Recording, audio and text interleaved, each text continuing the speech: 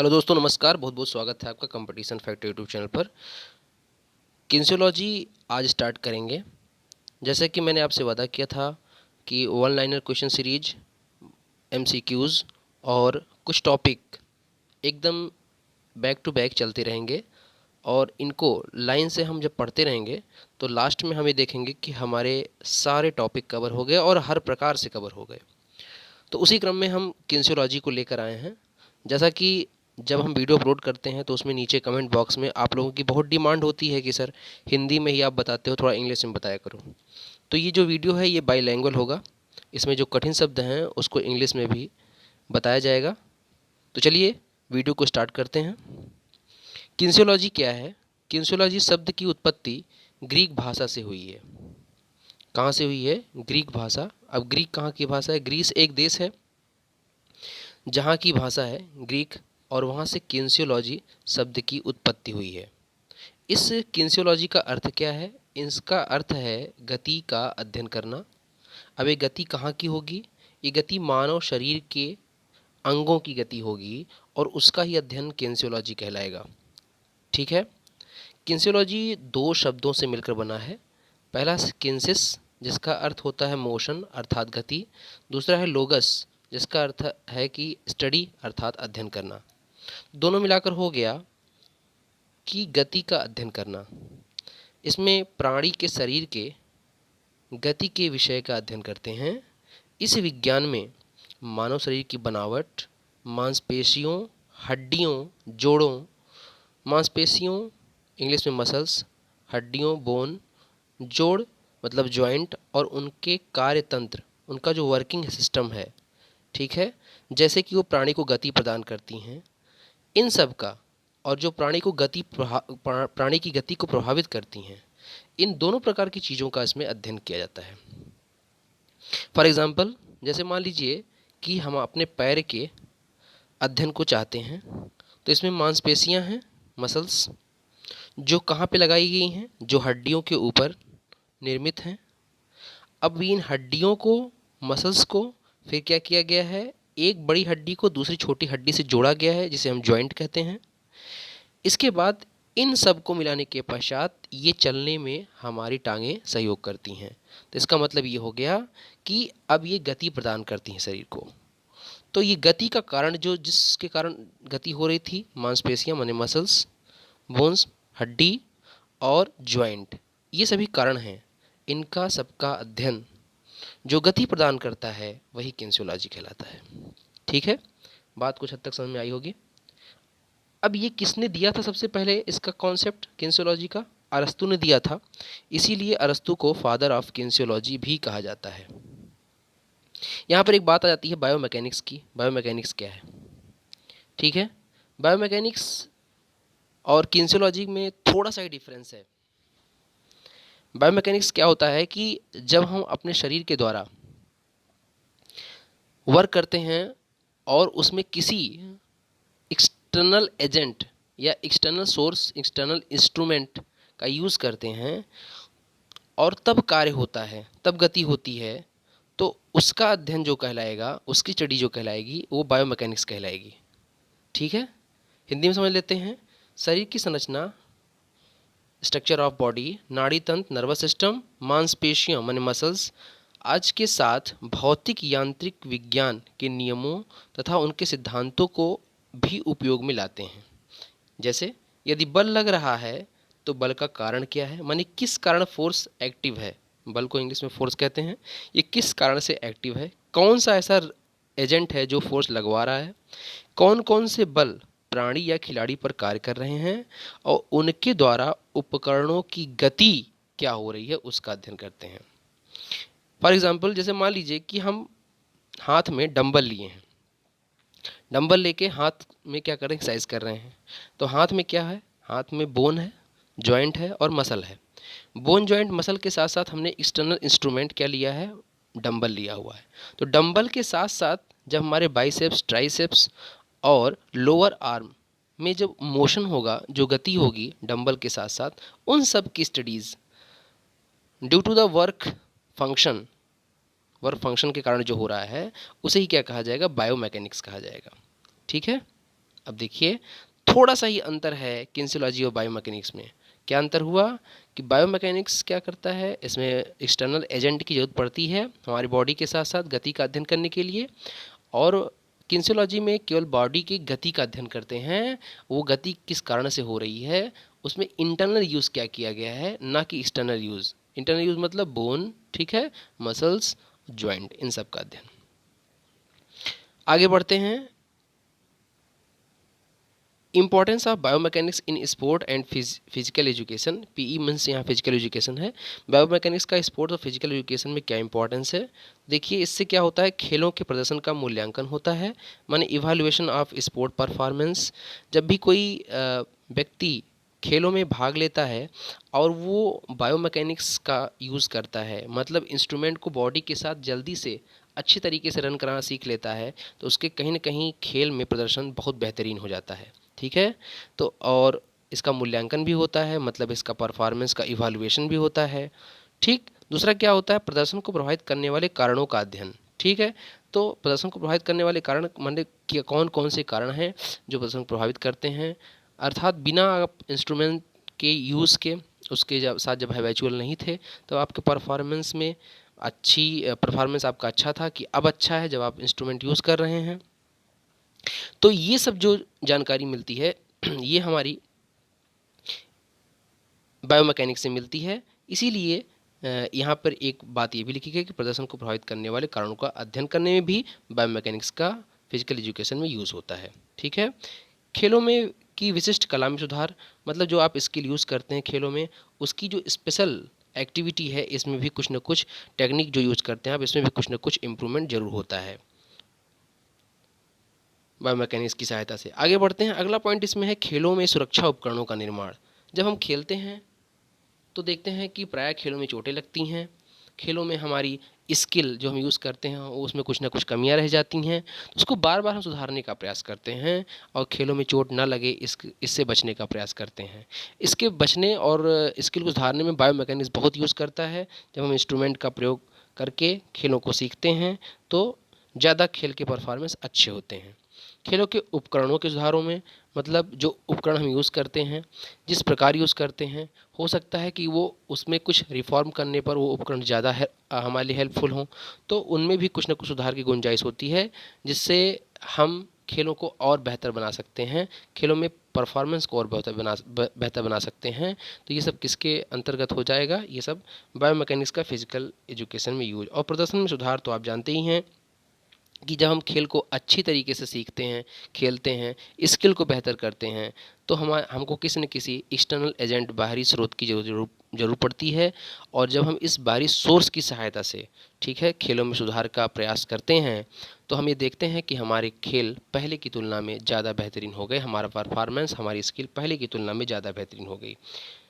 तो इन सब तरीके से हमें देख पाए कि किनेसियोलॉजी का उपयोग करके हम खेल में बेस्ट परफॉर्मेंस, ठीक है, और बेस्ट अपने स्किल को शो कर सकते हैं। तो ये सारी जो है किनेसियोलॉजी में हमारे फिजिकल एजुकेशन में इसका उपयोग है। अब बात कर लेते हैं, देखिए किनेसियोलॉजी में सबसे, जैसे हमने किसी इंस्ट्रूमेंट का शरीर के साथ अपने बॉडी की गति के साथ यूज़ किया और अपने खेल को सुधारने के लिए उसका प्रयोग किया, तो उसमें साइंटिस्ट कुछ थे, उनके नियमों का प्रयोग होता है। अगर हम उसे सही तरीके से प्रयोग करते हैं तो हम स्किल और परफॉर्मेंस को बेस्ट कर लेते हैं। हम गलत तरीके से प्रयोग करेंगे तो वो हमारे शरीर पर हार्मफुल इफेक्ट डालेगा और हमको चोट भी लग सकती है। इससे बचाव के लिए कुछ नियम हैं जिसको हम जान लें तो ज़्यादा अच्छा होगा। जिसमें सबसे पहले बात आती है न्यूटन की। न्यूटन एक साइंटिस्ट थे जिन्होंने गति के नियम दिए थे। इन्होंने गति के कितने नियम दिए? 3। न्यूटन ने गति के कितने नियम दिए? 3 नियम दिए। प्रथम नियम क्या है इनका? प्रथम नियम, जो पहला नियम है, फर्स्ट लॉ ऑफ मोशन, इसे कहते हैं जड़त्व का नियम, इंग्लिश में लॉ ऑफ इनर्शिया। इनका प्रथम नियम जो है जड़त्व का नियम है, लॉ ऑफ इनर्शिया। इसके अंतर्गत क्या है, मैं इसमें लिखा नहीं है, मैं आपको बता दे रहा हूँ। इसके अंदर यदि कोई बॉल, जैसे मान लीजिए रेस्ट है, ठीक है, तो ये अगर हम इसको ना छुए देखते रहें तो क्या ये चलने लगेगी? अपने आप नहीं जाएगी। यदि इसमें बाहरी हवा का झोंका ना लगे या कोई इसे चलाए ना, तो ये बॉल ऐसे ही पड़ी रहेगी, चलेगी नहीं। कब तक नहीं चलेगी? जब तक हम इस पर धक्का ना दे दें, पुश ना कर दें, या कहीं से इसको लुढ़का ना दें, या बाहरी हवा का झोंका, भूकंप आदि कुछ ऐसा आ जाए जिससे चलने लगे। अगर ऐसा कुछ नहीं हो रहा है तो ये चलेगी नहीं। कहने का मतलब ये है कि यदि कोई वस्तु विराम में है तो विराम में रहेगी, माने रेस्ट में रहेगी। यदि कोई वस्तु गति कर रही है तो गति करेगी कब तक, जब तक कि उस पर कोई बाहरी बल, एक्सटर्नल फोर्स ना इम्पीडेंट किया जाए, ना लगाया जाए। ठीक है, इस प्रकार ये जड़त्व का नियम कहलाता है। इसे जड़त्व का नियम क्यों कहते हैं? जड़ का मतलब होता है हमेशा की विराम रहना, मतलब किसी प्रकार का कोई परिवर्तन ना होना। जड़ का मतलब होता है विराम रहना, किसी प्रकार का कोई परिवर्तन ना होना। इससे यह लैंग्वेज संबंधी थी, जो कि हमने आपको नियम पढ़ के सुनाया कि यदि कोई वस्तु विराम है तो विराम में रहेगी, यदि कोई वस्तु गति है तो गति में रहेगी। कब तक? जब तक कि उस पर कोई बाह्य बल ना लगाया जाए। इस नाते इसका नाम जड़त्व का नियम पड़ा। ये दो प्रकार का होता है। कौन कौन सा? एक विराम का जड़त्व होता है, एक गति का जड़त्व होता है। ठीक है, विराम के जड़त्व का एग्जाम्पल मैं एक बार आपको बताता हूँ। ईजी का मतलब यहाँ एग्जाम्पल है। क्या एग्जाम्पल है? फुटबॉल की गेंद मैदान में यदि पड़ी है तो वह पड़ी रहेगी या रखी रहेगी जब तक उसे ठोकर मारकर आगे ना बढ़ाया जाए। या एक एग्जाम्पल और है, कुश्ती में विरोधी को ऊपर उठाया जाए। ये किसका सब एग्जाम्पल है? ये विराम के जड़त्व का, अर्थात इनर्शिया ऑफ रेस्ट का एग्जाम्पल है। ये न्यूटन के प्रथम नियम का एग्जाम्पल है। दूसरा है गति का जड़त्व। गति के जड़त्व को एग्जाम्पल मैं बता दे रहा हूँ। जैसे अगर हम दौड़ते रहें और अचानक हमको रुकने कहा जाए तो हम रुक नहीं सकते हैं। ठीक है, क्यों नहीं रुकेंगे? क्योंकि हमारी गति पहले से बनी हुई है और अचानक अगर हम उसमें परिवर्तन करना चाहें तो इसलिए नहीं कर पाएंगे क्योंकि गति में जो रुकावट होगी वो हमारे रुकने का विरोध करेगी। ठीक है, इसलिए हम आगे गिर पड़ते हैं। तो ये गति के जड़त्व का एग्जाम्पल हुआ। दूसरा क्या है? जो न्यूटन का दूसरा नियम है इसे कहते हैं त्वरण का नियम या संवेग का नियम, लॉ ऑफ एसिलरेशन और मोमेंटम। ठीक है, जिसमें देखिए ये है नियम क्या, इसमें देखिए नियम तो ये कहता है कि यहाँ पर एक फोर्स होता है, एफ माने बल, और यहाँ पर एक त्वरण होता है, ए माने एसिलरेशन माने त्वरण। ठीक है, यहाँ पे दो चीज़ लिखी गई हैं सबसे इम्पॉर्टेंट, एक है एफ और एक है ए। एफ माने है फोर्स, फोर्स माने बल, और ए माने है एसिलेशन, एसिलेशन माने त्वरण। ठीक है, यहाँ पर एम भी लिखा है, लेकिन इसका मतलब क्या है मैं आपको बता रहा हूँ। एम मतलब यहाँ द्रव्यमान है, द्रव्यमान का मतलब वजन है, भार है, आप समझ सकते हैं। ठीक है, देखिए ये न्यूटन का दूसरा नियम है। इसमें त्वरण में परिवर्तन होता है। देखो आपको समझ में आ रहा होगा, जितना त्वरण अधिक होगा, क्योंकि ये इसके बराबर है, एफ ए के बराबर है, तो जितना त्वरण अधिक होगा उतना ही फोर्स माने बल अधिक लगाना पड़ेगा। बात समझ में आ रही होगी। जितना ही त्वरण अधिक होगा उतना ही वस्तु को गति कराने के लिए क्या लगाना पड़ेगा? फोर्स लगाना पड़ेगा, या वस्तु को रोकने के लिए भी उतना ही फोर्स लगाना पड़ेगा। यदि कोई वस्तु गतिमान है, माने चल रही है, उसका त्वरण अधिक है तो उतना ही बल रोकने के लिए लगाना होगा। अगर उसका त्वरण कम है तो उसे चलाने के लिए उतना ही बल लगाना होगा। यहाँ से कह सकते हैं कि बल जो है सीधे त्वरण के अनुक्रमानुपाती है। बल बढ़ेगा, त्वरण बढ़ेगा तो बल भी बढ़ाना पड़ेगा, त्वरण घटेगा तो बल को घटाना पड़ेगा। ठीक है, ये दोनों एक दूसरे के अनुक्रमानुपाती हैं। ठीक, आगे बढ़ते हैं। इसको समझें कुछ यूँ, या ऐसा हम समझ सकते हैं कि ए, इसको यहीं रोक लीजिए, अगर ये इसके नीचे जाएगा तो क्या होगा? A equal to F by M. यहाँ से क्या मिला? यहाँ से ये मिला कि ए यहाँ एफ के बराबर तो है लेकिन एम का उल्टा है, माने ए प्रोपोर्शनल टू 1/m। कहने का मतलब द्रव्यमान जितना कम होगा उतना ही वस्तु का त्वरण अधिक होगा, भार जितना वस्तु का कम होगा उतना ही वस्तु का त्वरण अधिक होगा। उल्टा संबंध है, देखिए ध्यान से, ये घटेगा तो ये बढ़ेगा। एक एग्जाम्पल मैं देता हूँ, कैसे आपको समझ में नहीं आ रहा होगा कि ये घटेगा ये बढ़ेगा, तो मैं आपको उसके लिए बता रहा हूँ। जैसे मान लीजिए कि x की वैल्यू है 2, y की वैल्यू है 1/2। ठीक है, अब आप देखिए x इक्वल टू अगर y लिखें तो x बराबर 2 लिख रहे हैं तो y बराबर कितना हो रहा है? 1/2, माने ये 2 गुना हुआ तो ये आधा हो गया। अगर x इक्वल टू 3 लिखें तो ये कितना होगा? 1/3, माने ये 3 गुना हुआ तो 1/3 हो गया y। ठीक है, तो मतलब ये जो रिलेशन होता है इसमें अगर एक चीज़ बढ़ेगी तो अगली चीज़ भी बढ़ेगी, अगली चीज़ बढ़ेगी। लेकिन अगर उल्टा रिलेशन होता है, जैसे a प्रोपोर्शनल टू 1/m, तो इसमें m घटेगा तो a बढ़ेगा, m बढ़ेगा तो a घटेगा। ठीक है, चलिए आगे बढ़ते हैं। इसी में कहा गया है कि संवेग का नियम भी है। संवेग का नियम, संवेग क्या है? वेग में जो उत्तरोत्तर वृद्धि में लगातार सक्सेसिव इंक्रीमेंट होता है उसे संवेग कहते हैं। देखिए ध्यान से, जैसे F बराबर ma है। ठीक है, अब आप देख सकते हैं यहाँ से ये न्यूटन का द्वितीय नियम है। इसे P इक्वल टू mv भी कहते हैं। ठीक है, P क्या है, P संवेग है, m द्रव्यमान है और v वेग है। यहाँ पे देखिए F, यहाँ P, यहाँ m, यहाँ m, यहाँ a, यहाँ v, मतलब दोनों जगह m है, यहाँ त्वरण है, यहाँ वेग है। ये अगर यहाँ त्वरण है तो यहाँ बल है, और अगर यहाँ वेग है तो यहाँ संवेग है। ठीक है, इसको इस तरीके से याद रखेंगे। इसी तरीके से मैं आपको इसमें इस चीज़ों बता देना चाह रहा हूँ, कभी कभी इसका यूनिट एग्जाम में पूछ लिया जाता है। तो त्वरण की जो यूनिट होती है ये होती है मीटर पर सेकंड स्क्वायर। ठीक है, वेग की जो यूनिट होती है ये होती है मीटर पर सेकंड, वेग या चाल दोनों की यूनिट ये होती है। अब अगर आप इसी समय संवेग की यूनिट निकालें तो P इक्वल टू चूँकि mv होता है, तो आप देखेंगे m मतलब द्रव्यमान, द्रव्यमान की यूनिट होती है किलोग्राम, और इनटू बीच में गुणा है तो इनटू मीटर, देखिए ये वेग का बताया था मीटर पर सेकंड, तो इसकी यूनिट संवेग क्या हो गई, किलोग्राम इंटू मीटर पर सेकंड। ठीक है, इस तरीके से संवेग की यूनिट भी दिमाग में रखेंगे।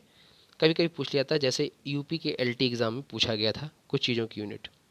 इसके एग्जाम्पल क्या हैं, खिलाड़ी शॉट पुट की गोले को यदि तेज़ी के साथ फेंकना चाहता है, या फिर क्रिकेट की गेंद को तेज़ी के साथ विकेट कीपर को वापस करना चाहता है, तब उसे ज़्यादा बल लगाना पड़ता है।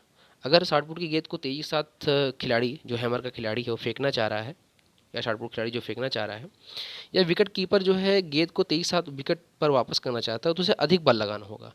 या फिर क्या होगा, गोले या क्रिकेट की गेंद का वजन कम करना होगा। क्यों कम करना होगा, सीधे सीधे आपको बताया, F प्रोपोर्शनल टू ma, या F बराबर ma, कुछ भी कह लो। और यहाँ से अगर देखा जाए तो a बराबर देखिए ध्यान से क्या मिलेगा, F अपान m, माने a प्रोपोर्शनल टू 1/m। अब आप देखिए क्या कह रहा है यहाँ पर, या फिर गोले की क्रिकेट की गेंद का वजन कम करना होगा। वजन कम करो तो क्या होगा, अगर वजन कम करेंगे तो क्या होगा, देखिए ध्यान से, वजन कम करेंगे, m कम करेंगे, त्वरण क्या होगा, अधिक होगा। ये क्या कह रहा है, क्योंकि बल त्वरण के अनुकमानुपाती होता है, बल त्वरण के अनुकमानुपाती होता है, अर्थात जितना बल होगा उतना त्वरण अधिक होगा। देखिए आपको बताया मैंने कि बल जितना होगा उतना ही त्वरण क्या होगा, अधिक होगा, क्योंकि ये इसके अनुकमानुपाती होता है। ठीक है, अधिक होगा। वस्तु जितनी भारी होगी त्वरण उतना कम होगा। क्यों, ऐसा क्यों, क्योंकि a प्रोपोर्शनल टू 1/m, अभी कुछ देर पहले बताया था F बराबर ma है। अगर आप a को रोक लीजिए और m को नीचे ले आइए तो यह इधर बटे में जाएगा। F को कांस्टेंट मान लीजिए अगर, तो a प्रोपोर्शनल टू 1/m मिला, माने उल्टा मिला, माने a प्रोपोर्शनल टू 1/m, माने ठीक इसका व्युत्क्रमानुपात का संबंध है। माने द्रव्यमान जितना कम होगा, बल जितना कम होगा उतना ही त्वरण अधिक होगा, बल जितना अधिक होगा उतना ही त्वरण क्या होगा, कम होगा। तो देखिए लिखा है, अर्थात जितना अधिक बल होगा उतना त्वरण अधिक होगा। वस्तु जितनी भारी होगी, माने m जितना अधिक होगा उतना त्वरण कम होगा, उतना त्वरण कम होगा, क्योंकि भार त्वरण के व्युत्क्रमानुपाती होता है। ठीक है, ये चीज़ इसमें समझाई जा चुकी है बाई फार्मूला और बाई स्टेटमेंट। ठीक है, दिमाग में इसको रखना पड़ेगा। तो अगर आपसे पूछा जाए कि अगर कोई खिलाड़ी, विकेट कीपर, क्रिकेट खेलने वाला विकेट कीपर गेंद को विकेट की तरफ तेज़ी से फेंकना चाह रहा है, तो इसमें न्यूटन के किस नियम का प्रयोग होगा, तो आपका आंसर होगा दूसरे नियम का प्रयोग होगा। ठीक है, ये दिमाग में रखेंगे। या शॉट पुट की गेंद को तेज़ी से फेंकना चाहता है तो न्यूटन के किस नियम का प्रयोग होगा, तो न्यूटन के दूसरे नियम का प्रयोग होगा। अब अंतिम है यहाँ पर देखिए क्रिया प्रतिक्रिया का नियम। ठीक है, न्यूटन का जो तीसरा नियम है इसे कहते हैं क्रिया प्रतिक्रिया का नियम, माने law of action and reaction. ठीक है, इंग्लिश में क्रिया प्रतिक्रिया का मतलब क्या है, हर एक क्रिया, जो भी आप क्रिया करेंगे वो कुछ न कुछ प्रतिक्रिया जरूर दे देगी। मैं एक कभी कभी हंसी मजाक में कह देता हूँ कि अगर आप मान लीजिए किसी को एक झापड़ देते हैं, तो गांधी जी ने कहा था कि जब हम किसी एक गाल पर झापड़ खाते हैं तो दूसरे गाल को आगे कर देना चाहिए, क्योंकि वो अहिंसा के पुजारी थे। लेकिन आज की डेट में क्या होता है, अगर आप किसी को एक झापड़ देते हैं, माने क्रिया करते हैं, तो तुरंत आपको 2-4 झापड़ मिलता है, अर्थात तुरंत ही प्रतिक्रिया प्राप्त होती है। ठीक इसी प्रकार देखिए यहाँ पर क्या होता है कि यदि कोई वस्तु आगे की ओर बल लगा रही है, ठीक है, तो ये जो इस वस्तु पर बल लग रहा है, ये वस्तु भी इस वस्तु को पीछे की ओर बल लगाएगी, माने पीछे की ओर ढकेलेगी। जैसे अगर हम किसी वस्तु को आगे की ओर बल लगा रहे हैं तो पीछे की ओर वस्तु हमको ढकेलेगी। फॉर एग्जाम्पल, यदि हम दीवार को आगे की ओर ढकेलते हैं तो दीवार हमको पीछे की ओर ढकेलती है। यहाँ पर दीवार का लगाए गए बल का मान हमारे द्वारा लगाए गए बल के मान से कम है, सॉरी अधिक है, इसलिए दीवार हमको पीछे की ओर ढकेल देती है, हम दीवार को नहीं ढकेल पाते। इसका एग्जांपल देखिए हमारे फिजिकल एजुकेशन में क्या है, एक फर्राटा धावक जब स्टार्टिंग ब्लॉक से स्टार्ट लेता है तो वह स्टार्टिंग ब्लॉक को पीछे की ओर ढकेलता है। जब आपने 100 मीटर आपको बताया था, जो स्प्रिंट दौड़े होती हैं, छोटी दौड़ें, उनमें ब्लॉक का यूज़ किया जाता है। स्टार्टिंग ब्लॉक इसीलिए यूज़ किया जाता है क्योंकि जब खिलाड़ी उस पर पैर रख के, जूता रख के अपना खड़ा होता है, तो जब दौड़ता है तेज़ी से तो उसको झटका आगे की तरफ जर्क मिलता है, इससे उसे दौड़ने में सहायता हो जाती है। तो ये क्रिया प्रतिक्रिया अर्थात न्यूटन के तृतीय नियम पर आधारित है। फिर से एक बार समझेंगे। एक फर्राटा धावक जब स्टार्टिंग ब्लॉक से स्टार्ट लेता है तो वह स्टार्टिंग ब्लॉक को पीछे की तरफ ढकेलता है, ये देखिए, तो ब्लॉक भी उसे विपरीत दिशा में उतने ही बल से पीछे फेंकता है, माने आगे फेंकता है। जैसे तो आगे फेंकता है तो वो आगे, जो धावक है बहुत तेज़ी से उसकी स्पीड बढ़ जाती है और चलने लगता है, अर्थात दौड़ने लगता है। जैसे स्विमिंग में भी होता है। जैसे तैराकी की बात कर लेते हैं, यदि खिलाड़ी अपना बल पीछे की ओर लगाता है, उसका शरीर उतना ही बल, उतना ही गति करेगा, उसका शरीर आगे की तरफ गति करेगा जब वो अपना बल पीछे की ओर लगाएगा तेजी से, ठीक है, तैराक, तो उतना ही बल आगे की ओर अपने आप लग जाएगा, पीछे के द्वारा आगे की ओर लग जाएगा, और वो व्यक्ति तैराक जो है, जो तैर रहा है, वो आगे की ओर बढ़ता चला जाएगा। इसी प्रकार जब हम चलते हैं तो सड़क पर, फर्श पर हमारे चलने की क्रिया में भी क्रिया प्रतिक्रिया का नियम लगता है। हम पंजे से ज़मीन को दबाते हैं और ज़मीन भी प्रतिक्रियात्मक बल हमारे ऊपर लगाती है। माने हम जब ज़मीन को ढकेलते हैं आगे बढ़ने के लिए पंजे से, तो ज़मीन हमको क्या करती है, आगे की ओर ढकेलती है, ठीक है।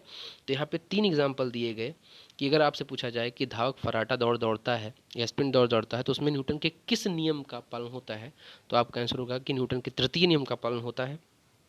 या नाम दे के पूछे तो क्रिया प्रतिक्रिया के नियम का पालन होता है। तैराकी में किस नियम का पालन होता है गोताखोर के लिए, तो यहाँ पर भी न्यूटन के तृतीय नियम का पालन होता है। और ज़मीन पर चलने की जो क्रिया है, ये भी क्रिया प्रतिक्रिया का नियम अर्थात न्यूटन के तृतीय नियम का इसमें भी पालन होता है। दोस्तों, ये वीडियो आपको कैसा लगा प्लीज़ कमेंट बॉक्स में ज़रूर लिखिएगा।